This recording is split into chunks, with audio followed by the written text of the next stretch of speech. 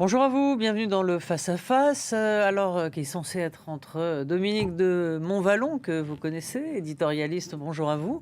Bonjour. Et il y a un manquant aujourd'hui, malheureusement, Pablo Pillo-Vivien, de la revue Regard, qui est malheureusement coincé dans les embouteillages.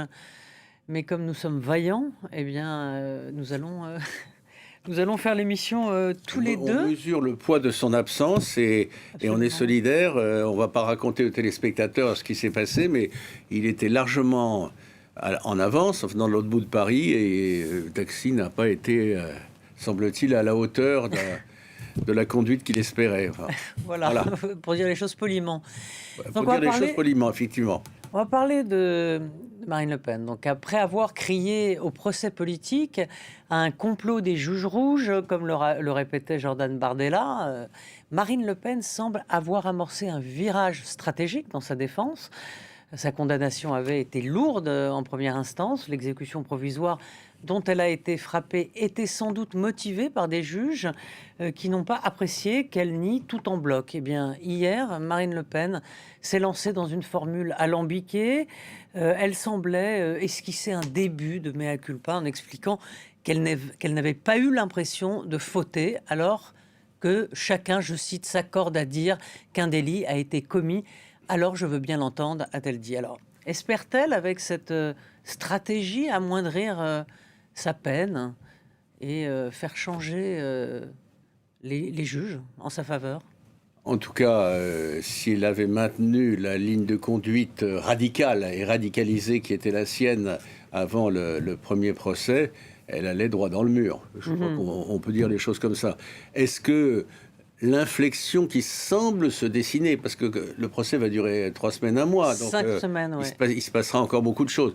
L'inflexion qui semble se dessiner chez elle, est-ce que c'est de nature à convaincre les juges qu'elle mérite Ouais. une condamnation qui ne mettrait pas en cause sa candidature à l'Élysée? Je le dis de façon poétique. Peut-être, on verra. On a du mal quand même à suivre, hein. Entre Marine Le Pen d'un côté, Bardella de l'autre, c'est tantôt l'un, tantôt l'autre. Maintenant, Bardella nous explique qu'il est candidat au poste de Premier ministre. Ouais. Et puis, c'est ce que j'appellerais pour l'instant une inflexion notable, mais une inflexion. On va voir ce qu'il Ouais. en est. En tout cas, un Les juges changement de peuvent aussi pied. avoir de la mémoire et se souvenir de ce qui s'était passé. On ne sait pas ce qui va se passer. C'est très Oui. curieux.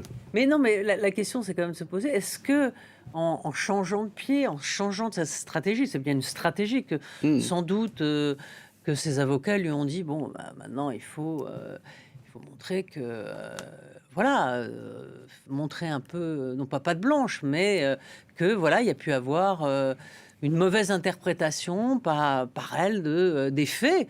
Donc elle a l'air de remettre en fait un peu la faute sur Bruxelles en fait. C'est de la faute de l'Union Oui, européenne parce qu'il fallait la prévenir que ce qu'elle faisait n'était pas bien. En gros, c'est ce qu'elle raconte. C'est quand même. oui, elle Est-ce suggère qu'on lui que avait pas les bien juges expliqué. vont acheter ça? Elle suggère qu'on lui avait pas bien expliqué Voilà. l'ensemble de la donne et que, en toute bonne foi, elle s'est avancée à découvert et qu'elle a découvert par la suite, aujourd'hui seulement Ouais. d'ailleurs, pas lors du premier procès, que ce qu'elle faisait était gravement fautif. Écoutez, je sais pas, c'est tellement compliqué, Ouais. Mais c'est pas de nature à conforter l'estime globale que les ouais. Français portent à leur, Mm. ce qu'il est convenu d'appeler leur classe politique. Enfin, je veux dire Ouais. maintenant, qu'est-ce que ça veut Oui, dire? Mais bon, parce qu'en changeant de version, tout de même, elle laisse entendre qu'elle a menti, aux juges et puis deux aux Français. Donc quand on veut concourir à la plus haute fonction, hein, je sais pas président de si on la peut. République, bah, si elle dit, au début, elle a tout nié en bloc avant Hmm. le jugement de la première instance, disons que c'était un jugement politique, on voulait sa mort politique, et là elle dit finalement, oui, j'ai fait des erreurs. Donc elle a menti. En fait, aujourd'hui, Bon, je sais pas moi si j'utiliserais le mot menti, mais bah, il ne me oui, choque pas. enfin, Je veux dire en tout cas qu'elle essaie de convaincre les juges et d'abord l'ensemble des Français que en toute bonne foi, elle n'avait pas compris ce qu'elle faisait et qu'elle s'est engagée sans malice, etc., dans une voie qui l'amène à la condamnation que l'on sait et dont elle espère qu'elle sera en appel amoindrie. Pour une candidate à l'élection présidentielle, pardonnez-moi. Vous ne trouvez pas que ça la fout mal, si je puis dire. Voilà. Mais pardonnez-moi, je mets ça entre guillemets. Donc ça peut laisser des traces ou non? Parce que quand on regarde aujourd'hui, par exemple, le sondage qui a été publié par Le Monde, où l'adhésion aux idées du Rassemblement national est quand même assez forte, 42%. En 2022, c'était 29%. Donc on a le sentiment que quoi que dise ou quoi que fasse le Rassemblement national, rien n'arrête la course du parti d'extrême droite qui ne fait que monter. Ah là, c'est autre chose. Je vous suis, mais c'est autre chose. Est-ce que, je dirais d'un mot ou d'une phrase, est-ce que le procès en appel, dont on ne sait pas quelle tournure il va prendre, parce qu'on a 3 semaines, 1 mois là devant nous et on verra bien ce qui se passe, est-ce que ce procès en appel modifiera le jugement d'une bonne partie des Français, une grosse minorité, ou ne le modifiera pas, ça, on ne peut pas le savoir aujourd'hui. L'enquête du Monde, qui est une enquête par sondage, une enquête très sérieuse, une enquête auprès d'un échantillon extrêmement important, est effectivement frappant, mais je ne sais pas quelle conclusion on peut en tirer. Alors, il est frappant parce qu'on voit qu'aujourd'hui, par rapport à il y a 1 an, 2 ans, a fortiori 3 ou 4 ans, le nombre de ceux qui ont un jugement positif, en tout cas indulgent, vis-à-vis du Rassemblement national, là on ne parle pas du procès, on parle en général des thématiques du Front national, a considérablement augmenté. Maintenant, le Front national, le Rassemblement national, pardonnez-moi, le Rassemblement national avançait à découvert sans beaucoup de concurrence. Moi, ce qui me frappe dans la scène politique depuis 2 ou 3 ans, c'est la faiblesse de la gauche, en dehors de Mélenchon, la gauche social-démocrate, la gauche qu'on a connue, enfin que j'ai connue autrefois, et aussi, alors, la transparence de la droite républicaine. Question d'état civil que j'assume. J'ai connu quand même une époque où il y avait des hauts et des bas, c'était pas toujours les mêmes qui gagnaient, mais il y avait 2 forces majeures sur la scène politique, c'était les socialistes issus du mitterrandisme, et la droite avec les rocardiens à l'époque. Je ne parle pas de choses qui datent de Mathusalem. Et puis de l'autre côté, il y avait la droite républicaine, sarkozyste à un moment, qui a pris d'autres formes à d'autres. C'était les 2 pivots, les 2 piliers. Les autres, je ne dis pas que d'autres n'existaient pas, mais ils étaient seconds, vraiment seconds. Et aujourd'hui, on est dans une situation incroyable dans laquelle ce centre de la vie politique, parce qu'ils occupaient au fond, chacun à leur façon, 2 piliers du centre, ce centre est inoccupé ou mal occupé, et du coup, monté de Jean-Luc Mélenchon et de ses amis dans une radicalité que donc les 2 radicalités sont il n'avait pas connu jusqu'ici, et d'autres, comme vous le dites, je partage votre avis, une radicalité, au-delà des sondages, une radicalité côté Rassemblement national. Bon, alors pour l'instant, ils avancent un peu à couvert. Hein. Ils essaient de nous convaincre, on verra, hein, qu'ils ont un peu changé, qu'ils sont devenus réalistes. Bon. Mais les uns comme les autres, et en l'occurrence on parle du Rassemblement national, profitent de la faiblesse incroyable de ces 2 pivots de la vie politique depuis une éternité. Ouais, mais est-ce que vous parliez d'un temps où c'était la bipolarité de la vie. J'ai vécu ça pendant 40 ans. Hein, de la vie politique, voilà, la droite, la gauche. Aujourd'hui, est-ce que le centre est écrabouillé, on va dire, comme une coquille de noix entre les mâchoires de l'extrême, et que ça va se jouer soit entre l'un et l'autre, c'est-à-dire Rassemblement national et LFI, certains disent c'est peu probable, ou alors l'émergence d'une personnalité, qu'elle soit de droite ou issue du bloc central, qui va un peu secouer le cocotier. Alors je crois que je partage... Je partage votre hypothèse, votre scénario. Vous n'êtes pas obligé, vous n'avez pas dit qu'il était le plus crédible. Il n'est pas le plus crédible, mais il est crédible. Je crois qu'aujourd'hui, c'est un clair-obscur un peu trompeur. Alors certes, LFI et ses amis existent et sont forts, il ne faut pas les sous-estimer, et notamment la personne de Jean-Luc Mélenchon. De l'autre côté, l'enquête du Monde, du journal Le Monde auquel vous faisiez allusion, le confirme, il y a une montée en puissance relative mais indéniable de l'extrême droite. Mais attendez, les électeurs ne sont pas en situation de dire est-ce que je veux que celui-là ou celle-là ou celle-là ou celui-là soit demain, je vais au-delà des municipales, hein, soit demain le président de tous les Français. On n'en est pas là. Il peut y avoir, je retiens ce scénario comme possible, il peut y avoir d'abord des gens, des leaders auxquels on ne pense pas, Oui. et auxquels on a tort de ne pas penser, qui sont un peu dans la pénombre et qui peuvent surgir, c'est tout à fait possible. Et Comme Macron en 2017, qui quand même comme sorti... Macron, le contexte n'était pas le même, mais oui, c'est non, vrai. non, c'est vrai, mais il est absolument, sorti de absolument, nulle absolument. part, en quelque sorte. Enfin, de nulle Moi, part. je me souviens, enfin. comme journaliste, là c'est plus près de nous, je me souviens comme journaliste d'avoir été assisté à la mutualité, à la salle Ah de oui. la mutualité à Paris, qui était jusque-là, depuis ça a changé, l'antre des grands rassemblements de la gauche, hein, bon, une grande réunion publique autour d'Emmanuel Macron.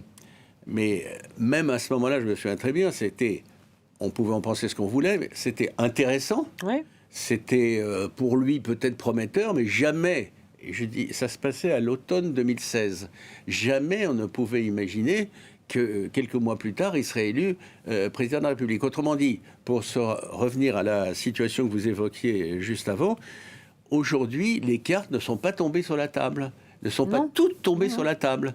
Hein, il y aura des surprises, il y a des gens qui vont décrocher, il y a des gens qui vont...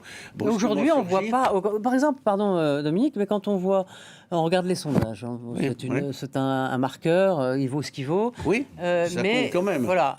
Par exemple, Édouard Philippe, qui était quand même un des favoris à droite, là est en train de plonger dans les sondages. Alors, est-ce qu'il a mal joué, effectivement, en demandant la démission en pleine crise d'Emmanuel Macron? On voit qu'il n'a plus vraiment l'auréole sondagière sur la tête. Il est en train de perdre pied, mais il reste encore 1 an et demi. Donc. Vous avez raison de le citer parce qu'il y a quelques mois, c'était Édouard Philippe. Enfin, on était pour, ou en tout cas on le prenait au sérieux. On a l'impression depuis qu'il a commis des erreurs ou qu'il n'a pas su trouver, ou les deux choses à la fois d'ailleurs, ou qu'il n'a pas su trouver le ton. Ne tombons pas d'un excès dans l'autre. Je suis un peu interloqué de la trajectoire d'Édouard Philippe, ne citant qu'une chose récente, lorsqu'il intervient publiquement pour demander la démission du président de la République. Sans ce président de la République, lui, Édouard Philippe, n'aurait été rien, comme chacun le sait, etc. Et de toute façon, pour un gaullien-gaulliste, enfin bon, un tenant de la Ve République, arriver en première ligne pour demander, comme l'extrême droite et l'extrême gauche à d'autres moments, la démission du président de la République, c'est quand même très singulier. Non, Édouard Philippe, c'est un mystère, mais le dernier mot n'est pas dit. Mais attendez, le temps joue contre lui. Il va falloir... Pourquoi ça joue contre lui? Tout va se jouer les gens vont oublier juste après les élections municipales. D'abord, aux élections municipales, il a curieusement, mais bon, c'est peut-être un acte de courage, il a curieusement dit que s'il est candidat au Havre, dans sa ville, il a curieusement dit que s'il était battu au Havre, c'était fini. Bon, il faut reconnaître que s'il était battu, ce serait quand même très préoccupant pour lui. Alors, on va espérer pour lui que ce ne soit pas le cas. Juste après les municipales, il va falloir qu'il se redresse, enfin qu'il tienne un discours qu'on comprenne. Pour l'instant, je veux tenir des propos mesurés. Édouard Philippe, pour ceux qui s'intéressent à lui, c'est une déception. Alors, si on cherche un peu ailleurs... Qui voyez-vous? Je me pose la question. Alors, est-ce que le jeune Attal, le jeune Gabriel Attal, est-ce qu'il a une chance? Alors, il a fait un court passage, effectivement, à Matignon. D'ailleurs, il a été très déçu de cette dissolution d'Emmanuel Macron, hein, n'ayons pas peur des mots. Mais j'ai trouvé, par exemple, puisque je Oui, fais forcément votre contradicteur, mais, Non, mais pas, allez-y. puisque D'autant que Pablo j'ai n'est pas pas dit là. si j'étais pour ou contre Non. Gabriel Attal. Non, mais j'ai trouvé, par exemple, que sa réaction sur les événements internationaux avec Donald Trump, le Venezuela, l'arraisonnement des bateaux, etc., que son discours sur l'Europe, en gros, il y en a marre des discours incantatoires, il faut aller vite et fort. En gros, il faut montrer les dents. Faut que ces gens, on veut plus de l'Europe herbivore, etc. Il faut qu'on devienne aussi des... Bah, il l'a pas dit comme ça, mais c'était une expression de Macron d'ailleurs. Mais j'ai trouvé que c'était un des rares qui avait, après on roule pour personne, hein, mais d'essayer de trouver parmi ce champ de bataille qui est devenu la politique, ou plutôt de non-bataille ou de non, c'est un peu les généraux de l'armée morte, est-ce que lui finalement prend des positions un peu plus courageuses que les autres? C'est une question. Là, hein. vous me piégez Non, je vous piège. Loin de moi, J'en cette souris. idée. Je ne peux pas décerner des brevets de Satisfait-il, courage ouais. ou pas. Mais, Non, mais enfin, je vais droit au courage ou but. pas, c'est pas- Je réagis à ce que vous dites. Je partage votre avis au moins sur deux points. Gabriel Attal est incontestablement, on le savait, mais ça se confirme, un vrai talent. Donc il existera, sauf s'il fait une connerie immense, mais il existera dans la vie politique dans les années qui viennent. La deuxième chose, c'est qu'effectivement, on l'a entendu parler, comme vous le dites, on l'a entendu parler de sujets qui ne sont pas complètement indifférents. Quand on parle de Trump, quand on parle des remuements des rapports de force dans la planète, sur la planète aujourd'hui, de l'état de l'Europe, plus passive et divisée que jamais, au moins il parle de sujets qui ne se limitent pas à la popole, la petite popole. À la popole, voilà, comme vous dites. Voilà, donc, je lui dis, à lui aussi, je Voilà. dis quand même, bien que je me contredise en donnant des brevets, il comptera. Merci. Alors, c'est nouveau. J'ai fait la questionneuse de débat Mais écoutez, et j'ai participé au débat avec vous puisqu'il nous manquait un débatteur. C'était cher très Pablo, agréable, mais nous serons, si je puis me permettre, ravis de retrouver Pablo sous votre houlette, de retrouver Pablo la semaine prochaine. Sorti enfin de son taxi d'enfer. La semaine dernière, c'était la neige. Aujourd'hui, Ah bah oui, là, on n'a pas de chance. Voilà. Merci en tout cas, Dominique. Merci. À très vite et merci à tous.